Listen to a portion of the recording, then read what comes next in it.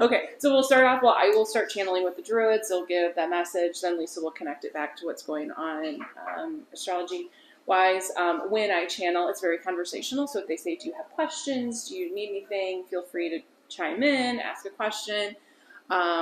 Make sure you guys fully understand. If it seems very complex, we can break it down afterwards once Lisa pulls in, and then I can give more clarity to on what they mean. So, any questions? We all good? Okay.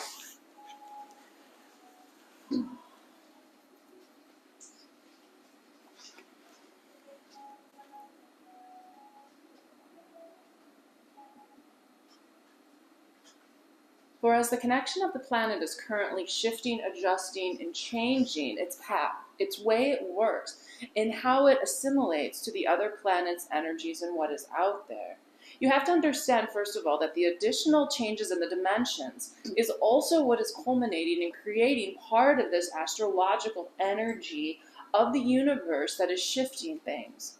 Because the faster we can shift into a different dimension and the faster we can allow for more to come, it will bring forth a better concept, construct, and understanding of what has been and what will be. For when you are able to do these things, when the universe and the people on it and the planet are able to shift into a different vibrational place, into a different dimension, it allows for the increase not only of the planet overall, but the universe overall. For you're only as good as your weakest link. And right now, Earth is the weakest link. So as you are going through there and as you are understanding that, know and understand that you are finding all of these things reshifting for you. Everyone is reevaluating how they work, how they act, what do they want in their life, what do they not want in their life, and how do they let go of what no longer serves them, and how do they bring in what has been. Because as you are seeing these things happen, as things are coming up that you think, why did that come to me? What happened? How did this all come together as one? You are better able to understand that with these shifts that are happening, with an understanding of what has been, you are also better able to know, grasp, and communicate with those pieces that have been there. For when all of these things happen and all of these things come to pass, you will also know, understand, and connect with what has been and what will be. So it's important for each of you to let go of what no longer serves you. And even though you think that this is the way it's been, this is what I need, do not allow the construct of what society, image, or belief has put on you. You say, well, I have to work this job because I need money to survive. Which we do understand that you need money, which is a form of energy, to get the goods and services that you need to exist. But does it have to come from that job? Are there ways to bring money into you that allow for other ways? Are you allowing for it to come in, or do you have a belief structure that you have to do this one job? And you say, but I would rather work with children, or I would rather do something totally different than sit in an office all day, but you say, I have no experience. What is experience? That is something that this world has taught you to believe, that you need to have certain things in place before you can get there. And that is truly not the case. That is truly not how this works and how this all comes together. For when you have an understanding of what has been and what will be, you will also be better able to know, understand, and grasp of what has been, and how all of this is coming together to create what you are and where you're going. For when you can let go of things, when you can allow for yourself to connect, when you can allow yourself to come together with yourself, realign yourself, body, mind, and soul, you can then, within that alignment, bring forth to you what it is you need. And allow for that understanding, allow for that connection, and allow for that peace to bring other things through, to allow for that reconnection of what has been and what will be. And then you will find that alignment, that peace, and that trajectory within this new dimensional space, within this new energy that is aligning with the earth. And then you will find what you're looking for. Does that make sense to everyone thus far? Yes. So as you are coming into this new placement, as you are shedding, which is what fall is all about, that is what the equinox brought to us, was a shedding of what no longer serves each of you, and a time to plant down roots of what you want to bring to you in spring. The same way you plant tulips now that will grow over time, but will not sprout until the spring. But put in the work now to plant those seeds of what you would like to bring to you. And do not think of it as a manifestation. Think of it instead as you are planting it for it to blossom in the spring when the time comes. The same way a tulip or a rose can blossom in the dead of winter when no one knows why, the same can be said for what you plant down now as well. It is an allowance. It is setting it there, trusting the universe and trusting yourself, and then walking away, knowing you have said what you need, you have given what it needs, and allowing the universe, your guides, and all of those energies working with you to bring it forward and to bring it into true fruition. For you will be surprised at what comes to you. For too many people want to manifest, so to speak, and plant things down.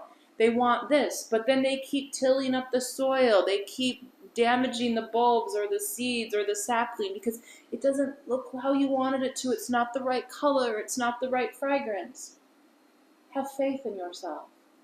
Know that you are leading yourself down the path, that your soul, higher self, guides, and collective energies who work with you will bring you what you need. For that tulip that blooms may not be the right color, may not have popped up in the right place. But when you can accept it, that it's truly what you need, you will find it's the most beautiful flower you've ever seen. And when that comes to you, you will have a grasp, an understanding, and a connection of what has been. For as all of this comes to you, you will know and understand that when you have faith in yourself, when you trust yourself, when you don't fight back against the energies, against change, and against the alignment, all will make sense to you. Does this make sense to you, Leslie? Yes.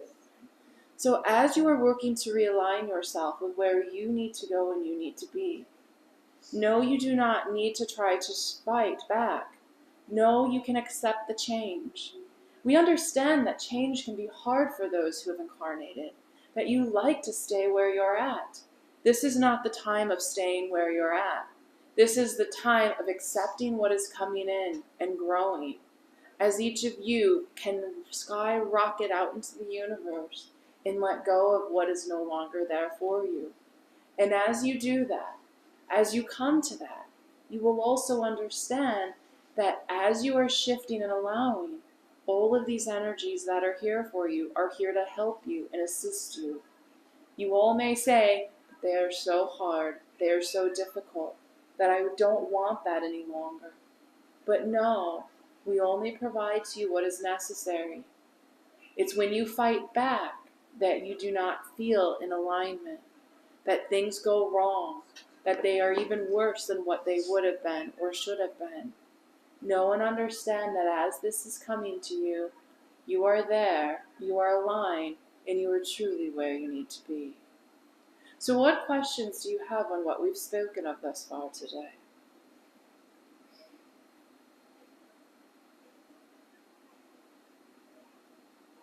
I have a question.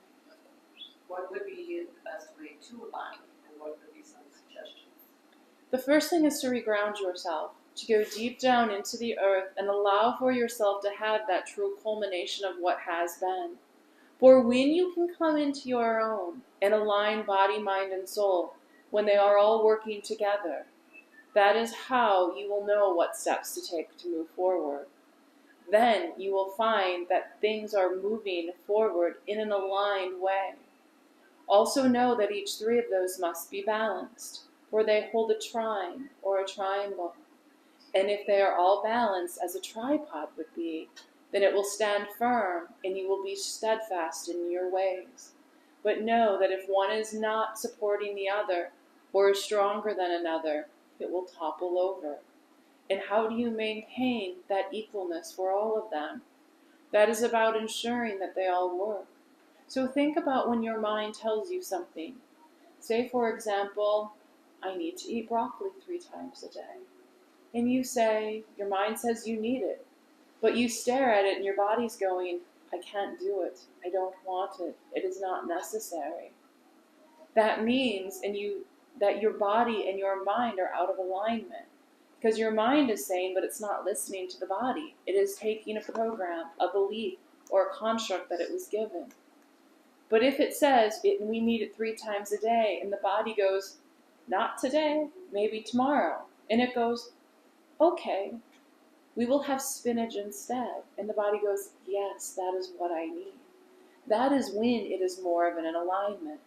And the soul piece comes in there too, to ensure that the energy is where it needs to be, that it is heightened, that the vibration is correct. That is how you can allow for that alignment and that balance of each of the 3 of those. For when you are able to do that, to connect, to know, and to be at peace, you will find that.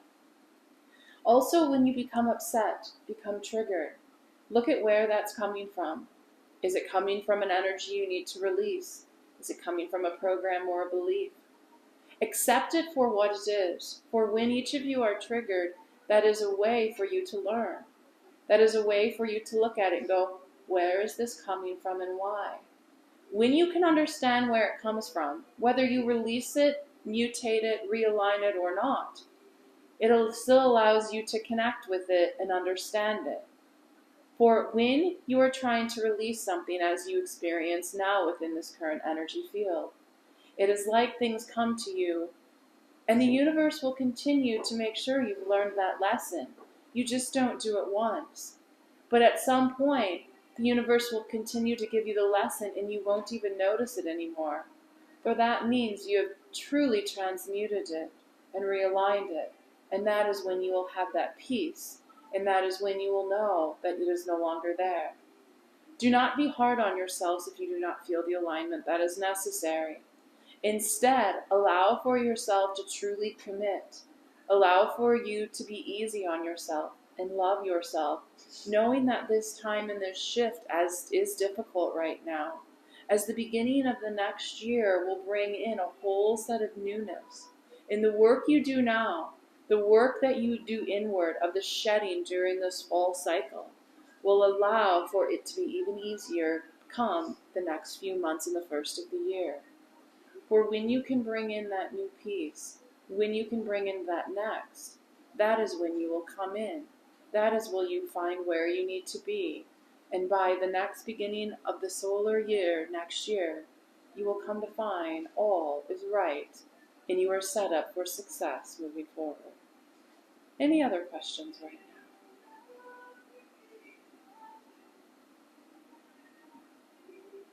As the energies shift, will we notice any changes in our physical bodies? Of course, for if you are not in alignment, the physical body may also shift. But understand that the increase in vibration is also affecting the physical body, where you may feel yourself, your crown chakra, your third eye opening up. You may also feel that you feel heavier because your body is holding on to this denser energy. That is what you need to shed. That heaviness can manifest in multiple ways. You can also find that as you shed, as you give your body what it needs, it will allow for that reconnection of peace. It will allow for that reconnection of hope. And as you are making those shifts and changes, as you are allowing for what has been there, you will truly come to find that there are reconnections of what has been, that you will become into your own. Do not be hard on yourself or your body, for each person believes their physicalness needs to look a certain way. But instead know that the human body is truly of the earth and of the planet, that it is not of the celestial realm as the soul is, and the mind is the bridge between the two, but is more connected to the earth than it is to the celestial.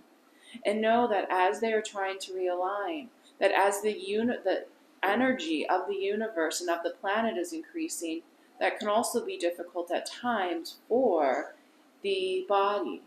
The body is slower to make the shift and make the changes, and it wants to hold on to what has been, for change is most difficult from a body standpoint. But know that as long as you are easy with it, as long as you allow for those shifting, give it the nutrients, the vitamins, the minerals, the water, the clean air, that it will do what it needs to do, and you will truly come into the place of alignment with the body overall. Was that helpful for you? Yes. Any other questions you have for us? We can come back at a later point.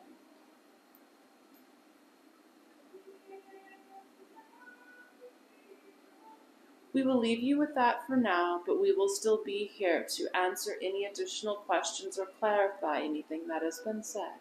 And with that, we wish you. All right. Any questions on what was said to this point before Lisa connects it back? No? All right. You want to talk about all the fun stuff going on right now? Yes, we have a lot going on astrologically. You guys are probably all feeling that on some level, and a lot of it does connect back to what you were saying. So I think the overall themes that I heard that I want to connect into the energies that are happening is divine trust and universal flow. And it's so interesting because I literally have had the last week I've had a lot of consultations, and a lot of it has been, I want to do something else, but I can't, how am I going to do that? I need money to make, it's literally been a lot of what you're talking about. And so I think the first thing that I want to talk about, and this is interactive, so ask me questions anytime, but you've probably all heard of retrograde motions. Okay, everybody's kind of familiar with Mercury. Mercury is going direct today, so.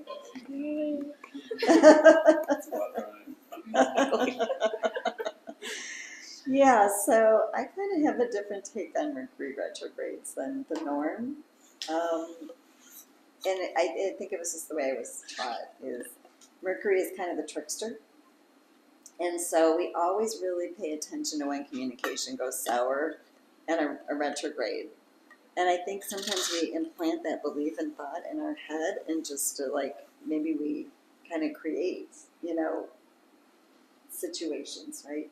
So I always kind of invite people to, when something kind of major goes wrong, goes south in communications, kind of write it down. Just don't even pay, write it down. And then if you notice that there are a lot of things that happen that way when Mercury's direct, but you don't think to blame it on Mercury at that point, right? Because Mercury's communication, so there's chances of things going wrong all the time. That being said, there are some people that really are affected by the retrograde motion. Sometimes it's easier if it's retrograde, when you were born under a Mercury retrograde, for example. That it happens 3 times a year. So that one, just do your own research project. Yeah. I'm curious, is it neurotypical to have certain retrogrades almost be non-effective or even beneficial, and then within the same year or within the next cycle to have them be really negative? Yeah, that's a great question, because the way I look at it is it's just a matter of knowing where the retrogrades are happening so that you know how to use the energies. Okay. Because during a Mercury retrograde, for example, they say that, it's not a great time to sign a lease, for example, or a legal document. And what can happen is if you do that when it goes direct, there might be something that needs to be clarified about it. So conversely, if you sign it when it's direct, there might be when it goes into retrograde, you might need to review something about that contract. So when Mercury is going direct, it's a time kind of when you're more, communication is kind of a little bit maybe more out in the open, if you will. When it goes retrograde, it's a time to go back and reflect and possibly redo. So another good example is, say you have a family disagreement. You aren't really talking to your brother, you guys got in a big fight 3 months ago, and that all went south. When it goes retrograde, that can be a really good time to review what happened and go back and try to mend the situation. So I think Do you mean by reflecting on it during retrograde and then when it's direct, acting upon it, or you say act upon it during retrograde? Yeah, you can go back and review and act upon something that happened in the past during a retrograde. So it could be a time when, if you were, maybe he hasn't been returning your phone calls, but you've kind of reflected on it, maybe you've tried to shift it internally for you to feel less triggered by what happened or more at peace. And then you reach back out and say, with an open heart and say, I'm feeling really sad about what happened. I'm wondering if we can reconnect. That can be a time when maybe they're like, okay, we can reconnect about this because we're going back to an issue. So I really don't look at anything as good or bad. I think the more we can get in the mindset of like, it's happening for me, not to me, whatever it is, and that can be really difficult when times are challenging, and this is a challenging time on this earth plane for sure. But the more we can just say, okay, this is happening, this is what is, so let me try to deal with it in the best way that I can. That can be a really positive thing to do. That's how I use retrogrades, and that's how I like to counsel people to use retrogrades. Mercury's a great one to use because it happens 3 or 4 times a year. Yeah. Does that answer that question? Yeah. Okay. So today with Mercury going direct, now we only have 5 out of 6 planets going retrograde. So we have been, since September 10th, we've been in a major retrograde. That's one of the things I wanted to bring up in terms of there has been a lot of reflection, I think, going on. So, and the retrograde, it's not that literally the planets are going backward, but they appear to be going backward based on a faster moving planet going forward. So that happens with the outer planets almost 100% of the time. So Saturn, most of the time, Uranus, Neptune, Pluto, almost always, they're going to retrograde over a point. So the way I use retrogrades is whatever happened on the first pass, there's a review period at the second date and then going forward on the third. So, in just I think collectively with we've had Mercury, Saturn, Uranus, Neptune, Pluto, and Jupiter all going retrograde since September 10th. That's a lot of energy, and so for people that aren't really introspective, you may find like I'm having to really think about a lot of things that I haven't had to think about before. We're kind of like the planetary energy is saying, hey, like this, we need to look at this. So then what is happening on from October 30th through January 12th of next year, Mars is going to be retrograde. Now, Mars doesn't retrograde that often. Mars is so significant for this retrograde period because, first of all, Mars has to do with whatever action that you want to take. And it is one of the work planets. So people are reevaluating, like, do I really want to do this? And the older we get, the more we really reevaluate because we want to step into purpose and our heart and all of that. So that's going to be a significant period of time. Now, in between there, Saturn is retrograde, then goes direct. So not as many are going to be retrograde during that period of time.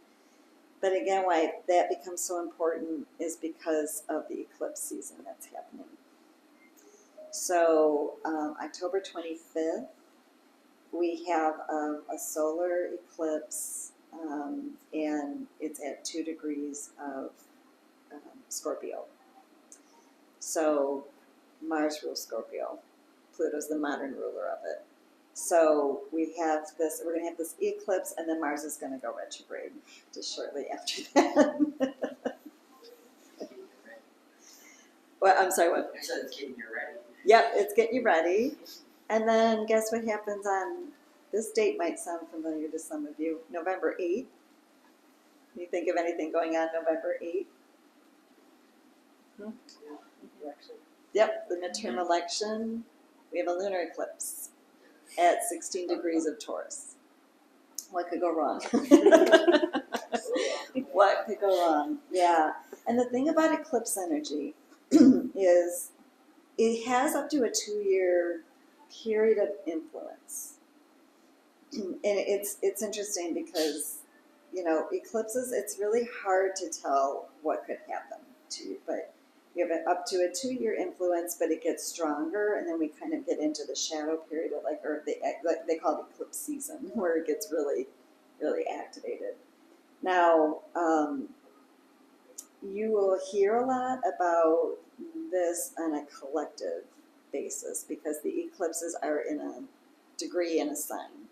So, but what I really feel is the most important is how does that connect to my birth chart? These some eclipses are going to hit you really personally and others may not. And so you can ask me questions about that later about I can kind of show you how you plug this in. But what you're going to look for in your chart, and for people that have either their sun, their moon, or their rising in Scorpio, or Taurus, because that's the opposite sign. That's the eclipses since November 19th of last year. They started going into this Scorpio-Taurus axis, which again highlights Venus and Mars, the most personal planets, right? Or personal planets. So plug it in. You're going to be probably a little bit more affected by it than if you don't have those energies strong in your chart. So I always say take the degree of the eclipse, and I use a 5-degree window on either side of a planet or a point. It could be like an angle or a planet, specifically more like a planet. And also the life area that sits in. Those are the characteristics or the energy that you're going to be most affected by the eclipse. Whether it's in like 5 degrees either side, which is a conjunction, then there's an opposition, the sign directly opposite. So that's why bringing in the Taurus for the October eclipse is so important. And square, which is 90 degrees apart. So that would be the Leo Aquarius axis. When you have that, it's just going to hit you a little bit harder. Now, what does that mean, hit you a little bit harder? The thing about eclipses, I recently heard this and it made so much sense when they said it. The thing about it is the eclipse is all about the relationship between the sun, moon, and the earth. And the thing about the times of the eclipse, the solar eclipses are on the new moons. So that's when the sun and moon are together. So you can't really see it, right? They're beautiful pictures where you see this light around the rim of it, but you really can't look at it, right? Then the lunar eclipse is at the full moon. And you can look at the moon, for example, but if it's a solar eclipse, you can't stare at the sun. The thing about it is it's kind of closeted to us, and it's a time when essentially we have to step into divine trust and universal flow, because it's like we're in a room and we're blindfolded and we can't really see what's going to happen. So there's a lot, but they're having a communication. And I think it has a lot to do with the events seem a little bit out of our control or more handed over to fate, if you will. Because there are things that can come to you, like there are things that can come to you during an eclipse. There are things that you might need to release or feel like they're taken away during an eclipse. They can be a time when you've been waiting for something and all of a sudden it shows up. Or there can be a time when you're trying to hold on to something so steadfast and the universe is like, you won't let it go voluntarily, so we're taking it. Because we have to keep you in the universal rhythms of your life journey. And so it really is a time when, and we kind of don't know when this can happen. We can have really strong events, but it's hard for astrologers even who don't really do much with predictive per se, but people that even do predictive, they always say with an eclipse it's really hard to tell the timing of it. You can look at Mars, again, Mars is so highlighted this time. So that to me was, I think a lot of what they were saying is like, you're going to be shifting, but you really need to kind of go inward and figure out where can I just not stay the same anymore. And it's better to make those changes more proactively so they don't feel like you got hit over the head by something. Yeah. Any questions on the eclipses are so huge, and I know a lot of you, I have your chart, so we could take a look at where this October one is going to fit for you, but it's at 2 degrees of Scorpio. The November 8th one is going to be at 16 degrees of Taurus. I forgot that it's Taurus, not just Yeah. So, and the thing about Taurus is, it's a perfect segue, is Taurus is about, it's Taurus energy is wherever you have it. It's an area where you just need a little extra to feel safe and secure. Has to do with safety, security, and resources. And if we think about collective energies, right, I think we're all realizing that this whole, but how we have divvied up resources on this earth, at times there's a lot of inequity. Inequity is kind of Libra, and that's ruled by Venus as well. So Venus and Taurus are the ruled by, Taurus and Libra are ruled by Venus. And if you think about collective resources and how things have, we're all under collectively, like inflation, for example, so it's also finances, which are resources, right? So there's a lot that we're dealing with. We're dealing with the shifting changes produced by climate changing. So a lot with Venus is up for grab. And then we have this phenomenon called the Venus star point. Has anybody heard of that? Okay. This is an interesting thing that I've just recently kind of started diving into. So every and it tags back to this solar eclipse, because for this solar eclipse, Venus is part of the conjunction with the sun and the moon. Now, Venus in astrology is the lesser benefic. It tends to bestow benefits, right? So, but it also has to do with concepts, like what does Venus have to do with? Concepts of love, the heart, compassion, creativity, the unity of things, resources, how we divvy up resources, all of that. So it really factors into this solar eclipse. And then on October 22nd, just prior to it, there's you can Google this, and there's a lot of information on it, but the Venus star point is going to be happening at 29 degrees of Libra and tied to Venus, but it's shifting. It hasn't. So what it is, it's a Venus and Sun conjunction, and that happens about every around 19 months, 11 to 19 months. And then there's a retrograde period. But there are literally these Venus conjunctions make a 5-point star, and they're in various different signs and degrees when the conjunction is exact.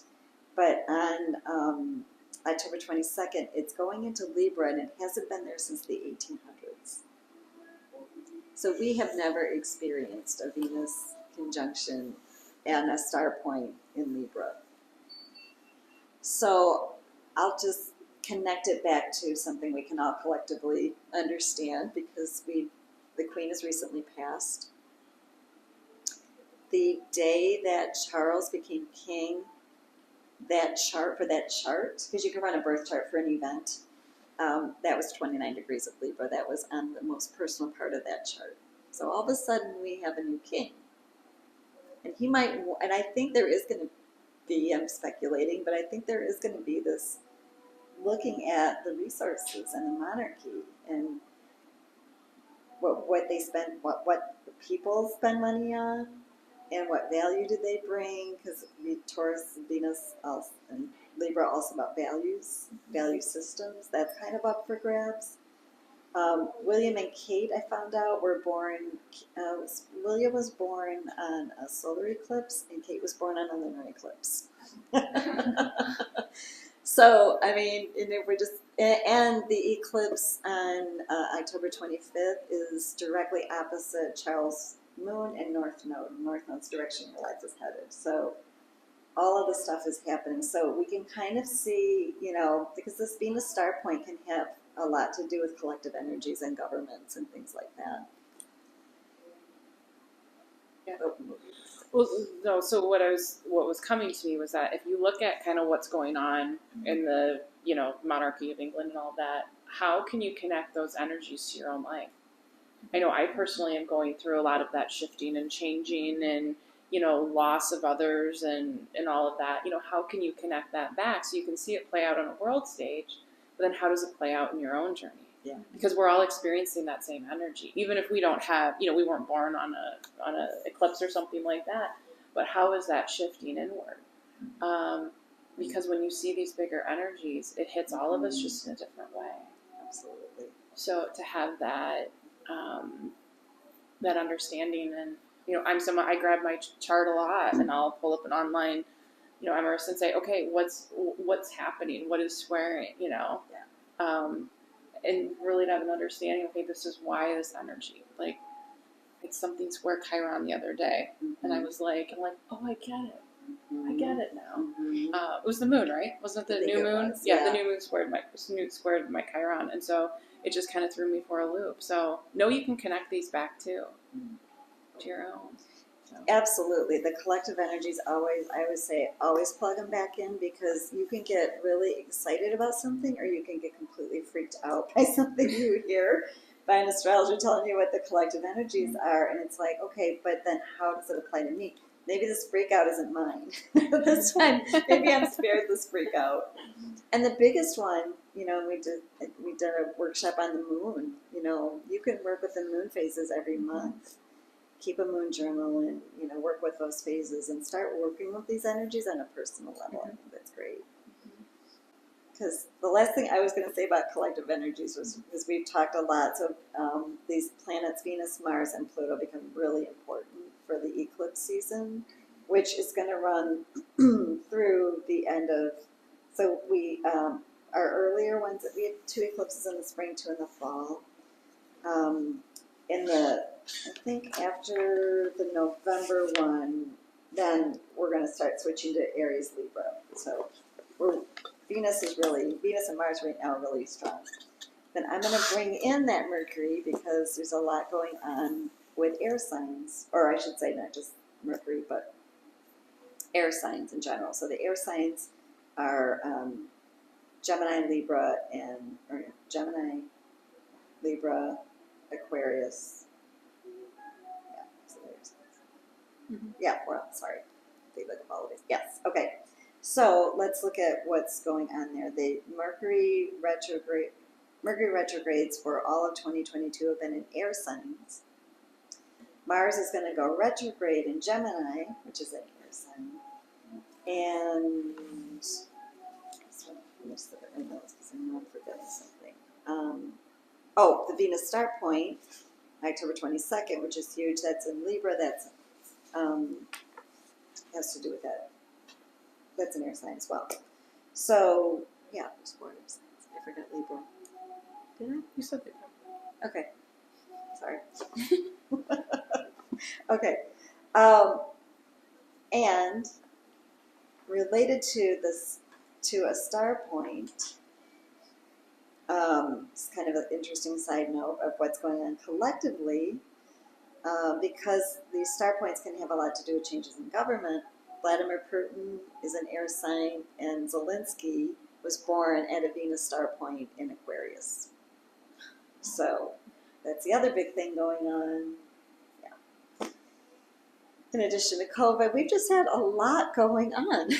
So there's a lot with the collective energies, and navigating those waters in your personal chart is kind of what the work that Katie and I like to do together. What came to me is when they were saying, trust yourself and have an understanding of where you're at and look inward to look at that.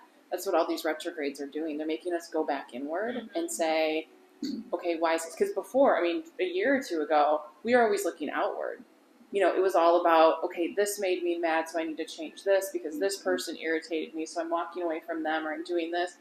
But now we have to go inward and say, why did this person bother me? Why did I get triggered? It's not on them. It's on me to say they're mirroring back to me. And that's why we've been living in this retrograde season for so long. It's interesting. The opposite of that, too, is the fact that we were all, sheltered in our homes for so long. where we may or may not have gone inward, but now we're going outward to deal with we've all, I think, been transformed by that. So we are living under the most fascinating times ever. Maybe a lot of spiritual growth, but we're like, why do we do that? Why do we do that? So it's like kind of the yin and yang, I guess, of everything, is the energy that I'm just seeing that yin and yang, and there's always a positive side and always a shadow side. And the good news is everybody here is at least attuning to their inner world, maybe in a more intentional way, because that's what the journey's path is about. Because Katie talks a lot about that pole, right? The pole about the grounding and then the spirit. Mm-hmm. So if you think about these eclipses that we're under the influence of, Taurus is the ground. You can't get any more earthy, right, than Taurus. And Scorpio has a lot to do with spirit. Because Scorpio kind of is one of those planets that's always like solving a mystery, right? It's like, so we're really being called in a more direct way, I think, with that pole that you talk about. Yeah. Keeping balance. Right, because as you live on that energetic pole and that rod, it allows for that movement up there. And knowing that if we're not aligned, we can't be on that pole. So, yeah, because when you're out of alignment, it's like when your spine's out of alignment, like things hurt, you don't move as well, But as soon as you get that adjustment and you align, you're like, oh my gosh, like when I get adjusted and like my sinuses all drain out, I'm like, oh, I can breathe, It's just like that movement. In our spiritual spine or rod that kind of runs where our physical spine is, that's all about that energy flow. So when we're out of it, it's moving. So that's why you're finding just more connected to the ground, your higher self, because that energy is just flowing and it's allowing for you to move freely up into that higher realm, down into the ground, and move through there. And as the earth is shifting dimensions, as we're shifting into different planes and different energies are coming in, and the veil is lifting, the more connected we are there and can go where we need, that allows for us to live a more fruitful life. It allows for that smoothness so that when things do come that trigger us or there's change or there's issues, we can just really allow for it to flow in and out. We're not fighting it as much because we're truly connected to our body, to the ground, to our mind and to our soul and to the celestial realm. And that's really what this is about, and just allowance for things to come in. And the other thing I'm noticing a lot with people that I've been talking to and clients is the signs that people are getting stronger, but we always push them back. We don't look at them. We're not recognizing them.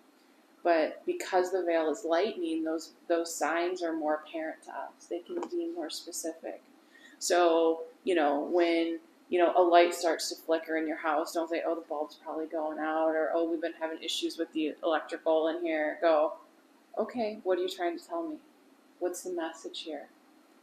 Our homes and our cars are basically our bodies, just in a different way. Say you have a pipe break in your house. You're like, oh, great, now I got to deal with this. What energetically in yourself is busting open? What energetic pipe in your spiritual body is breaking? You got a leak. Yeah, you got a leak somewhere. You better fix it. Yeah, or whatever it could be. I go through times where I literally barricade myself in my house. I have stuff everywhere. And I know that energetically I'm barricading my energy. So I have to make a mental point, say, okay, we are cleaning this up and getting rid of this. And I've only been doing that over the past year. But it's because I want to hide out. I don't want to go. But I move it through. I start to go out more. I find it funny. I get more calls to do stuff. Friends are calling me. Clients are calling me. I have to go. And I can't barricade any longer. And then I look at my house and I'm like, all right, this stuff is all, it usually just needs to get put away, just put back in a closet. And it's like, okay, like last night I started putting stuff away again. I had a bunch of stuff out because I was working on a project and I was like, hey, this is all going in. But think about that differently. Don't just say, oh, I'm so busy, my house is a mess. Go, okay, well, why? If that's not your typical why is that? And was it, or if you're the opposite, if usually your house is messier and now it's becoming super, you're like a OCD neat freak. Okay, what in your life and what in your energy are you trying to get perfect that you can't? So you're trying to make it look through your house. So, does that make sense? It's all about that divine order and universal flow, I think, you know, because we we want to try to control it, and sometimes we can't. No. And we're not meant to. We're not meant to control the energy, because if we could control it, we would do it how we wanted it and what was easiest, and we wouldn't get anything from it. So, Right, that's true. Oh, that's really well said. as irritated as you can get by it, just say, all right, thank you. I'll work with it. Sometimes I have to put a lid on it. I say, okay, I can't deal with you right now. I will come back tomorrow. You know, so you can kind of do that a little bit, but just let it flow, and then just let it transmute and let it come back. You know, when, you know, especially during times like this when things are really upsetting me, or I'm not feeling aligned, or I'm having problems sleeping, or all that, you really want to ask to your higher self, your guides, to say, hey, this energy is coming through for me right now. I need you to help me shift this at a faster rate. I need tonight when I go to sleep, I need you to help me move this. I need you to allow me to fall asleep. I was up till 3:30 last night avoiding sleep because I did not want to do the work. Because I do my work when I sleep. Now I know I'll pay for it over the next 2 days, but you know, I just had to finally say, all right, we'll deal with this tomorrow night. You're avoiding it. You need to go to sleep. Then I was out. 3:34 was the last time I saw on the clock. So think about it that way too, and just be easy on yourself. Especially as these eclipses are coming up, and as these retrogrades are bearing down on us. You know, we're into the autumn season, so it's about shedding. We don't like to shed. And then we're going to have to like really figure out what our new skin looks like come the winter. You know, we're hibernating, we're going in, but what are we going to blossom into come spring? And sometimes we don't know. But know that it's there and it's coming for you. And the way the Druids always talk about the seasons is, you know, they look at our eclipse right now as we're halfway through the year. Or not eclipse, equinox, we're halfway through the year. So, you know, we're going to go through winter, and then spring is when their new year for them begins. So I know they had mentioned the new year, and we always think, oh, January. They look at it a little more as the spring season, which would be, you know, that March, summer time frame. So kind of give that a thought as well as that's rolling through in the meaning of those. What just came to me too with this Mars being so important in the eclipse and then going retrograde after that. So they think of like around Halloween, right? Just maybe try to do something different, like proactively something that doesn't even really matter that much. Just doing something different and seeing that the whole world doesn't fall apart can be helpful to you to step into bigger things, or to be okay if like the universe presents you with, okay, now you're not doing that anymore. We're going to do this. So, and the preparation for that, I guess, is like think about where you might want to take different actions. Learning how to really proactively work with, you know, my teacher always said these energies are not a one-way street. They're meant to be interacted with, and I always think of them as like opening up a window of opportunity. And just where can I just make some proactive changes? And then you feel more in control. I think it calms your ego down a little bit, because we have to pay attention to that, you know. But and that mind, body, spirit, I was thinking about, like especially with Mars, like find a way to get the energy out. Like maybe if you don't physically work out, maybe work out or go for a walk or do something different. Maybe the mental piece, like think of a new action, you know, think of a new, something that you want to shift in one of your patterns, your mental patterns.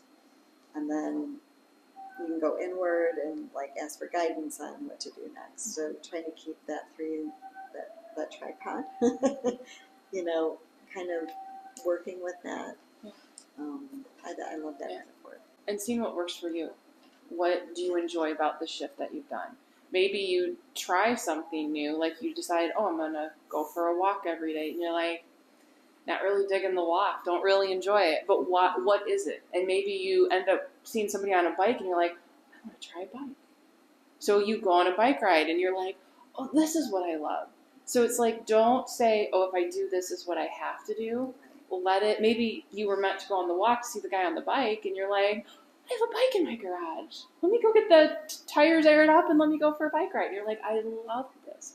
So just let the step show you, because if we all got to the finish line, if we could just, decide we're there, we wouldn't find those passions and we wouldn't find those things that we love. So, yes, yep. And know there's things we pick up along the way and we just leave there. And don't worry about carrying them, I always talk, the Druids talk a lot about, we have all of this extra baggage we carry around. And that part of this season right now is the shedding of that baggage. And some people have backpacks, some people have trailers, and some people have semi-trucks full of stuff they're hauling around. And I'm like, you gotta leave your stuff behind because it doesn't serve you anymore. And we always carry some stuff. There's always some energy, some beliefs, some things that we're going to cart around, and that's just part of the human experience. But really go through there. Look and see during the shedding period of autumn, what am I willing to let go of? It might be physical stuff. Maybe you say, you know what, forget spring cleaning. I'm doing fall cleaning, and I am donating a bunch of stuff, or I'm going to have a garage sale, or I'm going to do something with it, and you get rid of it. Or maybe you look at it energetically. Okay, what are beliefs that I have that I need to let go of? Whatever it would be. But don't get a storage unit for all of it, whether it be energetic or material. Or passively get rid of your storage. Yeah, get rid of get rid of it too. Yeah, and because that's part of us being lighter. And one of you guys had the body question, right? Okay, you did, yeah. So as we're increasing energetically, our bodies, or the universes, our bodies are feeling this shift in vibration. And they're used to this low density earth that we live on. Like these meat suits are going to stay here with earth. And so we have to understand that we have to give it a little more time to shift up. With all of these changes I'm having, I've gained a lot of weight in the last 2 years. But you know what? It's now falling off when I'm not even recognizing it or realize I'm not doing anything differently. Because my body finally reached that vibration of where spiritually I was in the vibration of what I needed to be. And a lot of it's because I'm a channel and energy is just heavy for me. But now I'm starting to release that. So have an understanding of where those pieces come in. And that, our bodies are going to shift with this. People are noticing, aging may stop or aging may speed up, or that there might be weight gain, there might be weight loss, there might be a change in how the joints work, or, but listen to what your body's telling you, because it's always speaking to us about what is happening. The same way our houses and our homes speak to us, our bodies speak to us about what's happening energetically for us. Well, we appreciate all of you guys coming. Just so you know, we do private individual sessions for people. We do them over Zoom, so Lisa pulls up your actual chart, and you get channeled messages. So you can reach out to us if you're interested in that. And yeah, I think this was fun. So you might see another one of these.